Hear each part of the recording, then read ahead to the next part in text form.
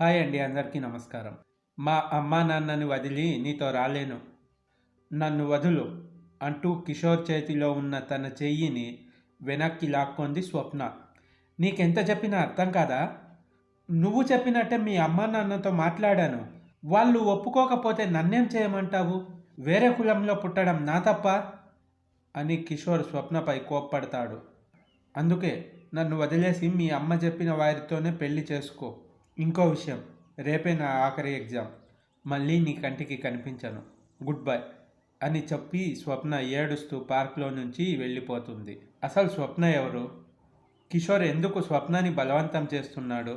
వీళ్ళ love story ఏంటో ఈ వీడియోలో చూద్దాం. స్వప్న పల్లెటూరు అమ్మాయి. చిన్నప్పటి నుండి అందం, అణకువ, అమాయకత్వం కలిగిన 20 సంవత్సరాల అమ్మాయి. తల్లిదండ్రులంటే ప్రాణం. తల్లి రాధ, తండ్రి శేఖర్. వారిద్దరూ చదువుకోలేదు. అందుకే తన కొడుకు, కూతురు చదువుకోవాలన్నది వారి కోరిక. కానీ కొడుకు రమేష్కి చదువు అబ్బకపోవడంతో వారితో పాటే పొలం పనులు చేసుకుంటూ ఉండేవాడు. రమేష్కి పెళ్ళి అయ్యి సంవత్సరం అయింది. రమేష్ భార్య లక్ష్మి. అత్తామామ ఆడపడుచు అంటే మహా చిరాకు. భర్తతో కలిసి వేరే కాపురం పెట్టాలన్న ప్రయత్నం చేస్తుంది. కానీ పెళ్లి కాని ఆడపిల్ల స్వప్న ఉండడంతో ఆ ప్రయత్నం ఫలించలేదు. స్వప్నకు పల్లెటూరి వాతావరణం అంటే చాలా ఇష్టం. శేఖర్ కూతురు డిగ్రీ చదువు కోసం పట్నం పంపించాడు. వాళ్ళ ఊరికి ఉన్నదే ఒక్క బస్సు. అది సాయంత్రం 6:30 ఉండేది. కానీ కాలేజ్ 4:30కే అయిపోయేది. బస్ స్టాప్లో వెయిట్ చేసేది స్వప్న. ఆ బస్ స్టాప్ ప్రక్కనే ఒక పార్క్ ఉంది. ఒకరోజు పార్క్ వెళ్దామని ఫ్రెండ్ బలవంతం చేస్తే స్వప్న కూడా పార్క్కి వెళ్ళింది. అది సాయంత్రం సమయం. పార్క్ వెళ్ళాక పచ్చదనం పల్లెటూరుకే అంకితం అనుకున్న స్వప్న ఆ పార్క్లో ఉన్న మొక్కలని, రకరకాల పూలను చూసి మురిసిపోయింది. ఆకాశంలో మేఘాలు నల్లబడుతున్నాయి. పక్షులు తమ గూళ్ళకి పరిగెడుతున్నాయి. స్వప్న తల ఎత్తి ఆకాశం వైపు చూడసాగింది. స్వప్న నుదుటిపై ఒక వర్షపు బొట్టు జారిపడింది.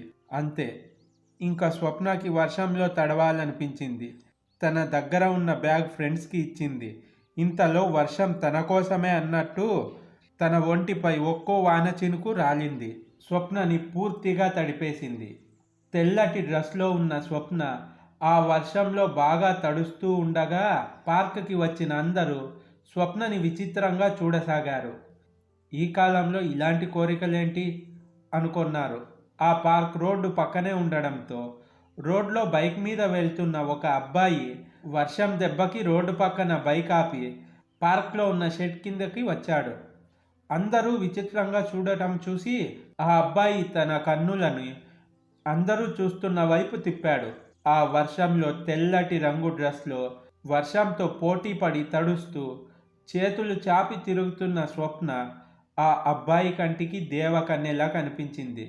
ఆ క్షణంలోనే తన మనసు తనకి చెప్పింది, ఆ అమ్మాయే నీ జీవిత భాగస్వామి అని. అదే కావచ్చు తొలి ప్రేమ అంటే. తనను తానే మర్చిపోయాడు ఆ అబ్బాయి. ఆ అబ్బాయి మరెవరో కాదు, కిషోర్. ఆ చిరు చినుకుల మధ్య స్వప్నని అలాగే చూస్తూ ఉండిపోవాలనిపించింది కిషోర్కి. కానీ ఇంతలో స్వప్న తడిసింది చాలు, రా బస్ వచ్చే సమయమైంది అని ఫ్రెండ్స్ స్వప్నని తీసుకొని వెళ్ళిపోయారు. కిషోర్కి తన పేరు స్వప్న అని అర్థమైంది. ఆ వర్షంలో తడుస్తూనే వారిని ఫాలో అయ్యాడు. వారు ఒక ప్రైవేట్ బస్ ఎక్కారు. ఆ బస్ కిషోర్ ఊరు మీదగానే వెళ్తుంది. కిషోర్ అమ్మ రాజేశ్వరి, తండ్రి రామరాజు, అక్క పల్లవి, బావ భార్గవ్. కిషోర్కి అక్క అంటే చాలా ఇష్టం. పల్లవికి చిన్న వయసులోనే పెళ్లి చేశారు. తనకి ఒక కూతురు పుట్టినప్పుడు ఆ బిడ్డని కిషోర్కే ఇచ్చి పెళ్లి చేయాలనుకున్నారు. కానీ మనం అనుకున్నవన్నీ జరిగితే దేవుడెందుకు, పూజలు చేయడం ఎందుకు అని మనం ఆలోచిస్తామని ఆ దేవుడు ఒకసారి పల్లవి ఫ్యామిలీతో పాటు ఊరు వెళ్తుంటే యాక్సిడెంట్ అయింది. ఆ యాక్సిడెంట్లో పల్లవి కూతురు చనిపోయింది. పల్లవిని, ఆమె భర్తని ఒక అమ్మాయి కాపాడింది. ఆ రోజు నుండి పల్లవి మనిషి కాలేకపోయింది. చూసుకోవడానికి తనకంటూ ఇంకో బిడ్డ లేదు.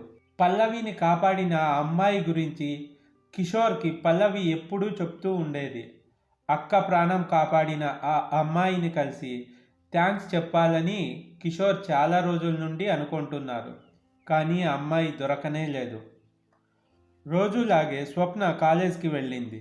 స్వప్న వెంట కిషోర్ పడటం మొదలుపెట్టాడు. స్వప్నకి భయంగా ఉండేది వెనక కిషోర్ పడటం చూసి. కిషోర్ ఒక సాఫ్ట్వేర్ కంపెనీలో జాబ్ చేస్తూ ఉండేవాడు. కొన్ని రోజులకి స్వప్న కిషోర్ని అవాయిడ్ చేసింది. కానీ ఏ ఆడపిల్ల అయినా ఎవరో ఒకరి ప్రేమలో పడాల్సిందే.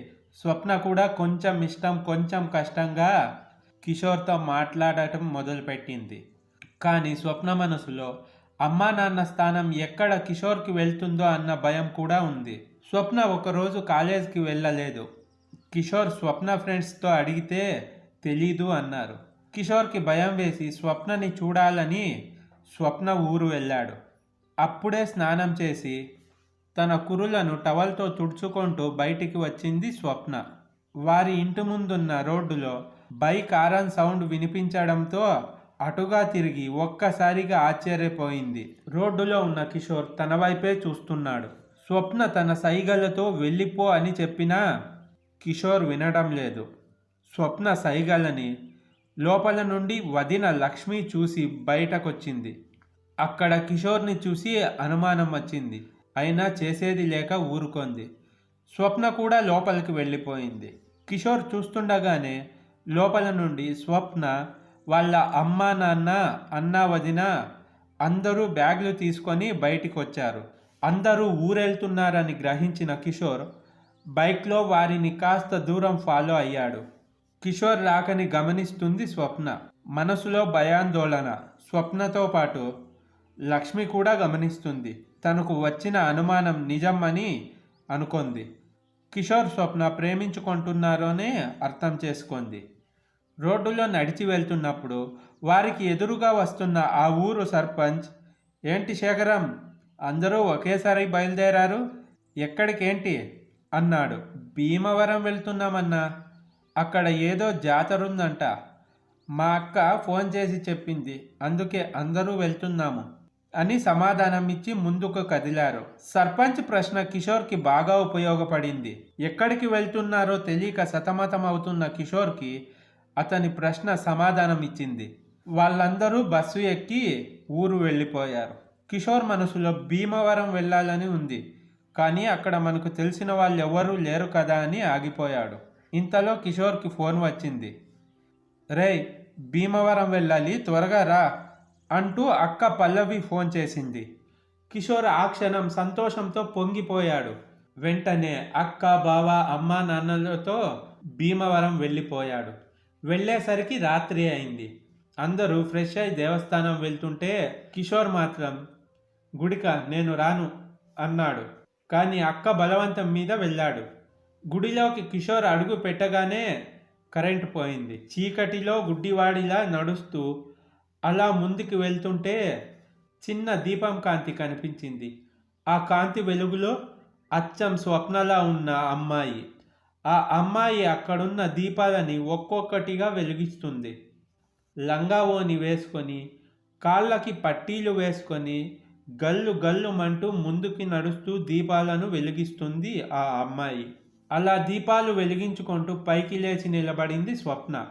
ఆ దీపాల కాంతి వెలుగులో లంగా ఓనిలో స్వప్నని చూసిన కిషోర్ ఒక్క క్షణం కూడా ఆలోచించకుండా వెళ్ళి అమాంతం స్వప్నని కౌగిలించుకొని నుదుటిపైన ముద్దు పెట్టాడు. ఎవరా అని బిత్తరపోయిన స్వప్న కిషోర్ని వెనక్కి నెట్టి రాస్కెల్ అంటూ చెయ్యి పైకెత్తి కిషోర్ని చూసి ఆగిపోయింది. స్వప్నకి చెమటలు పట్టాయి.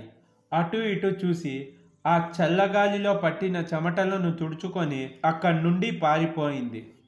తర్వాత రోజు కిషోర్కి ఒక నిజం తెలిసింది. భీమవరం అయితే వచ్చారు, కానీ కిషోర్ వాళ్ళు వచ్చింది కొత్త బంధువుల ఇంటికి అని. స్వప్న గురించి ఆలోచిస్తూ ఈ విషయాలు ఏవీ పట్టించుకోలేదు. ఎవరింటికి వచ్చాము అని అక్కతో అడగ్గా, మనం వచ్చింది జాతరకి కాదు, నీకు పెళ్లి చూపులకి. మనం వచ్చిన వాళ్ళ ఇంట్లో ఒక అమ్మాయి ఉంది. ఆ అమ్మాయి మాకందరికీ బాగా నచ్చింది. నువ్వు చూసి సరే అంటే మేము ముహూర్తాలు పెట్టుకుంటాం అంది అక్క పల్లవి. ఆ మాటలు విన్న కిషోర్ షాక్ అయ్యి తన ప్రేమ గురించి ఎవరితో చెప్పినా లాభం లేదని తన ప్రేమ విషయం ముందుగా అక్కకే చెప్పాడు. అక్క, నేను ఒక అమ్మాయిని ప్రేమిస్తున్నాను. పెళ్ళి కూడా ఆ అమ్మాయినే చేసుకుంటా. నాకు ఈ సంబంధం నచ్చలేదు అని కిషోర్ చెప్పాడు. పల్లవికి ఏం చేయాలో అర్థం కాలేదు. ఆ అమ్మాయి ఎవరు అని అడిగింది. మన పక్క ఊరు అమ్మాయే అక్క. ప్రస్తుతం ఈ ఊర్లోనే ఉంది. వాళ్ళ బంధువుల ఇంటికి జాతరకి వచ్చింది అని అక్కతో చెప్పాడు. పల్లవి, కిషోర్ కలిసి జాతరలో ఆ అమ్మాయిని వెతకడం ప్రారంభించారు. స్వప్న జాతరలో తనకిష్టమైన మట్టి గాజులు కొనుక్కుంటుంది. పల్లవిని తీసుకొని ఆ గాజుల దుకాణం దగ్గరికి వచ్చాడు. స్వప్న గాజులు కొనుక్కొని వెనక్కి తిరిగింది. అక్కడే ఉన్న కిషోర్ని చూసి షాక్ అయింది. బిత్తర చూపులు చూస్తూ ఉండిపోయింది. స్వప్నని చూసిన పల్లవి షాక్ అయింది. కిషోర్ పక్కనే ఉన్న పల్లవిని చూసిన స్వప్న కూడా షాక్ అయ్యి, మీరు అంటూ మాట రాక మౌనంగా ఉండిపోయింది. పల్లవికి జరిగింది గుర్తొస్తుంది. స్వప్న గురించి ఆ రోజు డాక్టర్ హాస్పిటల్లో చెప్పిన మాటలు ఇంకా మరిచిపోలేదు పల్లవి. అసలు పల్లవికి స్వప్నకి మధ్య ఏం జరిగింది? పల్లవి, స్వప్న గతం కిషోర్ ప్రేమకు అడ్డు అవుతుందా? వీటికి సమాధానం పార్ట్ 2లో తెలుసుకుందాం. ఈ వీడియో మీకు ఎలా అనిపించిందో కమెంట్ చేసి, ఈ వీడియో నచ్చితే లైక్ చేసి మన ఛానల్ని సబ్స్క్రైబ్ చేసుకోండి friends. Thanks for the watching.